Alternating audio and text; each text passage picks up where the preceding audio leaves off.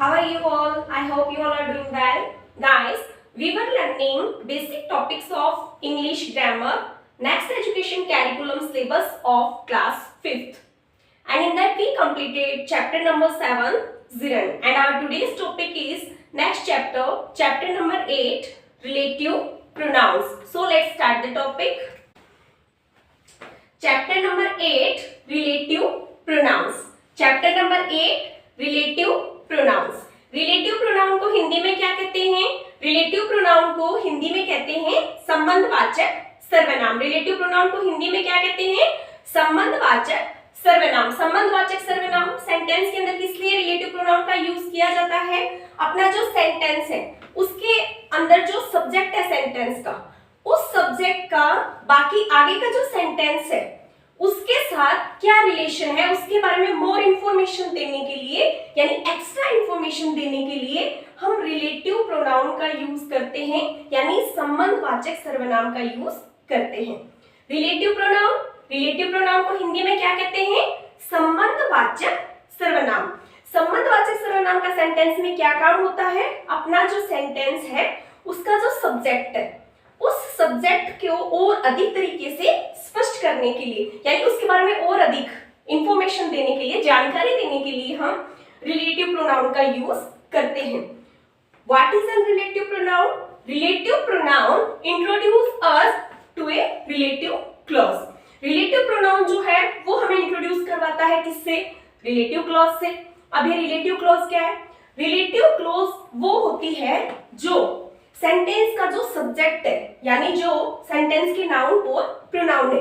क्या आपको पता है कि सेंटेंस का सब्जेक्ट कौन होता है? नाउन या फिर प्रोनाउन। तो जो नाउन और प्रोनाउन है उनके बारे में सेंटेंस में जो बात की गई है आगे की, उसको और अच्छे से स्पष्ट करने के लिए, उसको हमें और अच्छे से एक्सप्लेन करने के लिए, या उस सब्जेक्ट का आगे का जो सेंटेंस है उससे क्या रिलेशन है वो संबंध शो करने के लिए इसका यूज किया जाता है। कभी कभी ये जो अपनी रिलेटिव क्लॉज है ये एज एन एडजेक्टिव भी काम करती है सेंटेंस में, इसलिए इसको क्या है, जो रिलेटिव क्लॉज है इसको एडजेक्टिव क्लॉज भी कहा जाता है। So let's check the definition. Relative pronoun, a relative pronoun is the word that connects a noun और प्रोनाउन।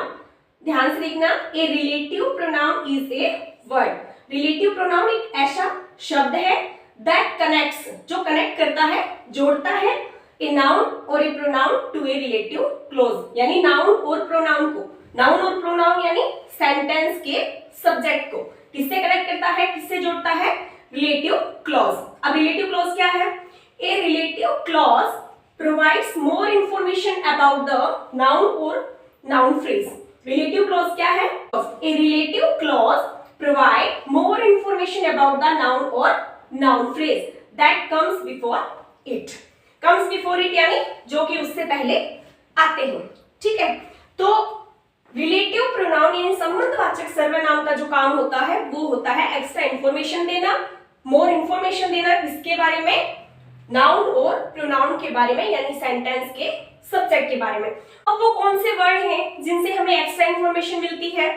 कौन से वो वर्ड हैं जिनसे हमें पता चलेगा कि ये सेंटेंस में किसका काम कर रहे हैं? रिलेटिव प्रोनाउन का काम कर रहे हैं। तो कौन कौन से हैं?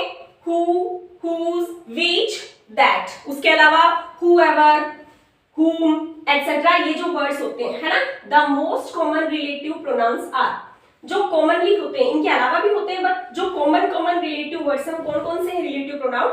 Which, that, whose, whoever, whomever, who and whom। एक बार फिर से रिपीट कर देती हूँ, कॉमन रिलेटिव प्रोनाउंस कौन कौन से हैं? which, that, whose, whoever, whomever, who and whom. In some situations, the words what, when and where can also function as relative pronouns. अब देखो जो कॉमन है वो तो ये है, लेकिन कभी कभी in some situations, कभी कभी क्या है?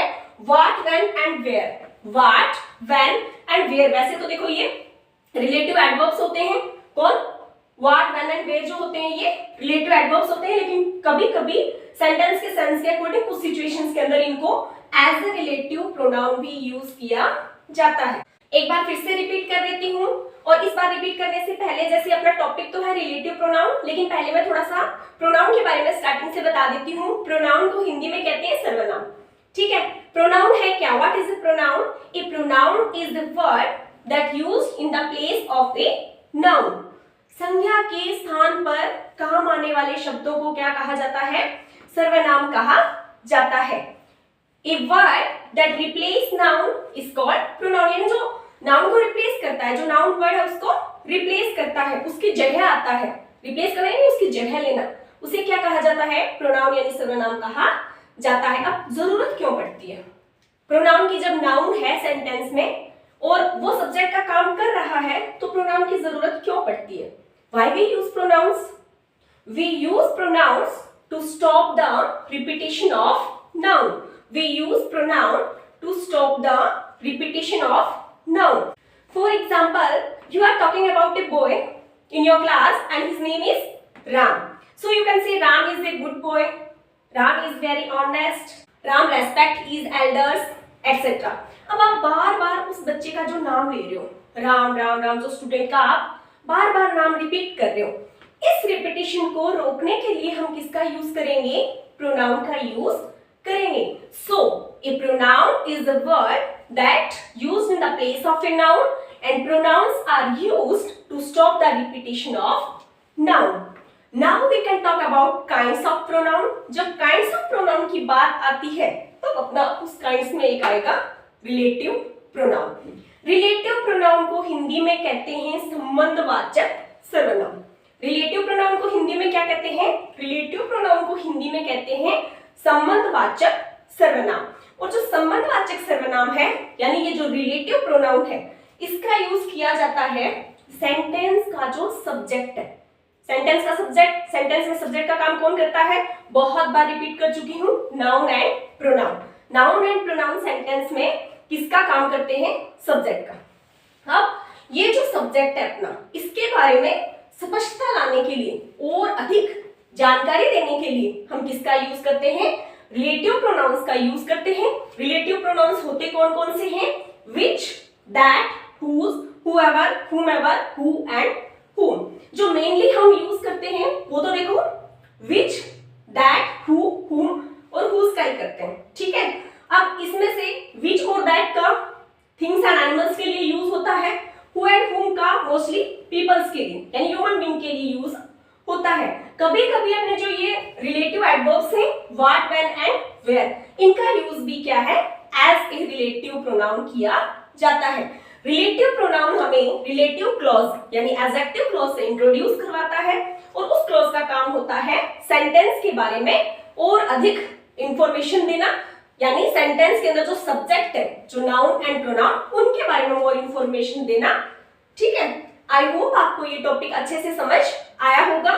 फिर भी इसके रिगार्डिंग कोई क्वेरी आपकी रहती है, कोई क्वेश्चन रहता है, आप मुझे कमेंट बॉक्स में पूछ सकते हो।